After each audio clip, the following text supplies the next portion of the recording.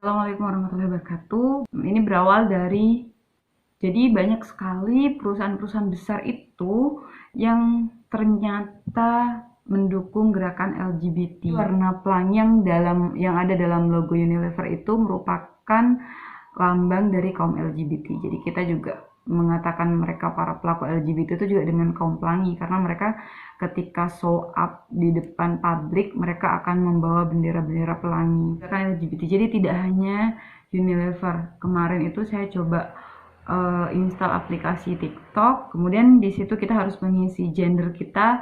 Di situ ada pilihan non gender.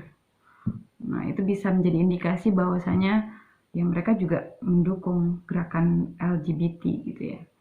Di WA, emoticon di WA bisa dilihat nanti ada yang pas berpasang-pasangan laki-laki dan laki-laki, perempuan dan perempuan. Itu merupakan bentuk dukungan mereka juga terhadap LGBT. Apalagi ya, di Facebook juga secara resmi mengatakan mereka mendukung LGBT. Teman yang kemudian memposting atau memprotes tentang LGBT itu saya lihat ada beberapa laporan mereka dihapus postingannya gitu, jadi kontennya dihapus. Dan saya harap mereka perusahaan-perusahaan besar ini yang pro ataupun yang mendukung LGBT, mereka ingat tentang kasus Reinhard Sinaga. Saya ingat komentar netizen yang mengatakan, sosokan dukung LGBT, giliran orang ini bertindak, maksudnya orang ini siapa? Itu Reinhard Sinaga bertindak, kalian kewalahan gitu. Atau ada juga yang mengatakan ini pada pro-pro LGBT, nanti giliran ada kasus kayak Reinhard Sinaga, ya pada ketakutan. Tahu siapa sih Reinhard Sinaga itu? Kenapa kita harus mengingat dia ketika kita membicarakan mengenai LGBT? Sebenarnya Reinhard Sinaga ini merupakan salah satu predator di antara predator-predator lainnya gitu ya. Predator apa? Nah, di sini jadi Reinhard Sinaga itu merupakan mahasiswa asal Indonesia yang kuliah di Inggris yang terjerat 159 kasus pemerkosaan dan serangan seksual terhadap 40 korban pria di Manchester, Inggris. Jadi korbannya pria dan Reinhard ini pria, yang artinya dia adalah seorang gay. Ini sangat memalukan sih, karena ini juga merupakan kasus pemerkosaan terparah sepanjang sejarah Inggris. Jadi harusnya mahasiswa Indonesia di sana membanggakan nama Indonesia, tapi malah mencoreng nama Indonesia. Makanya dengan kasus pemerkosaan yang dilakukan oleh gay, otomatis kan mereka mencari korban laki-laki gitu, dan bahkan mereka mencari korban anak-anak atau lebih dikenal dengan pedofilia. Dan yang mereka incar adalah anak laki-laki gitu. Makanya wajar kalau ada ibu-ibu yang mengatakan sekarang itu kita itu nggak hanya khawatir kalau punya anak perempuan, tapi juga kita khawatir kalau punya anak laki-laki. Nah, jadi sangat sangat menyeramkan sekali.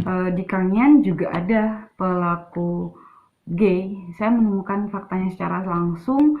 Dia bercerita bagaimana dia menjadi seorang gay pada akhirnya. Jadi itu karena dia terkontaminasi dengan teman-temannya yang ada di luar negeri. Kalau yang gay tadi kan saya menemukan faktanya langsung dari orangnya sendiri yang menceritakan. Lesbian di Kangen selama ini hanya dengar ceritanya saja, belum fakta. Dan semoga itu hanya cerita ya, jangan sampai menjadi fakta. Jadi gerakan LGBT ini marketingnya luar biasa. Sampai banyak perusahaan-perusahaan besar dan para politisi, bahkan negara-negara yang mendukung gerakan mereka, dan juga negara-negara yang memberikan kelegalan menikah untuk sesama jenis.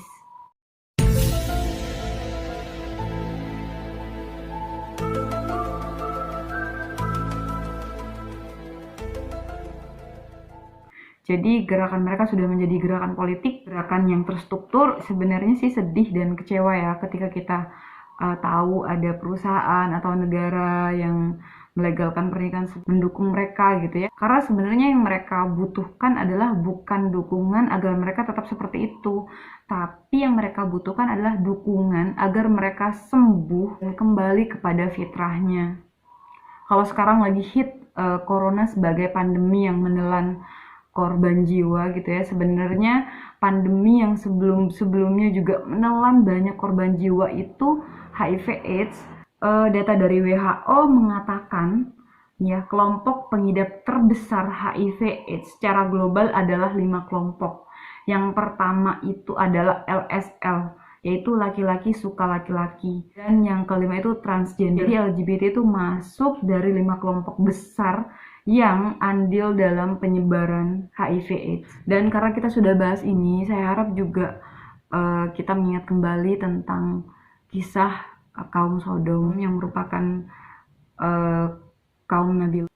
Kita langsung saja ke tempat sejarah ya, yang ditenggarai merupakan tempat diazabnya kaum Sodom. Nah, jadi kalau kita melihat gambar ini, jadi sekilas itu hanya gundukan tanah gitu. Nah, sebenarnya kalau beliau-beliau yang expert dalam ilmu tanah ataupun beliau-beliau yang sudah ahli sejarah gitu ya, ketika melihat gambar ini, oh iya, ini merupakan gambar tempat di mana kaum Sodom diazab gitu. Sebenarnya dalam Al-Quran disebutkan dari beberapa referensi itu tidak ada penyebutan secara langsung di mana tempat kaum Sodom itu diazab. Nah, tempat ini menjadi kandidat yang sempurna gitu ya untuk dijadikan sebagai tempat di mana kaum Sodom diazab. Kenapa? Karena kalau struktur tanah dalam gambar ini sebenarnya struktur tanah yang terbalik. Struktur tanah yang harusnya ada di bagian bawah itu malah ada di bagian atas. Mungkin yang pernah belajar ilmu tanah sedikit paham tentang ini gitu ya. Jadi tanahnya itu terbalik. Nah, oleh para ahli sejarah kalau ditarik lagi ke dalam kisah Al-Quran gitu ya, dimana memang salah satu azab yang didapat oleh kaum Sodom adalah dijungkir balikan bumi di mana tempat mereka tinggal gitu. Kemudian ada juga yang mengatakan tempatnya itu di Laut Mati gitu. Namun saya pribadi tidak menemukan penjelasan secara ilmiahnya kenapa di Laut Mati itu dikatakan tempat kaum Sodom diazab. Nah, tapi tempat ini dan Laut Mati itu merupakan di wilayah yang sama, yaitu Yordania. Saya belum ke gambar ya, mungkin kalau ada kesempatan ke sana bisa lah ya.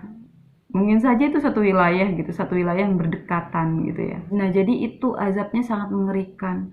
Jadi Nabi Lut berdakwah luar biasa untuk menyadarkan mereka gitu. Namun mereka malah mendukung gerakan ini. Kalau dalam Islam ijma sahabat sepakat bahwa hukuman bagi pelaku homoseksual itu dihukum mati.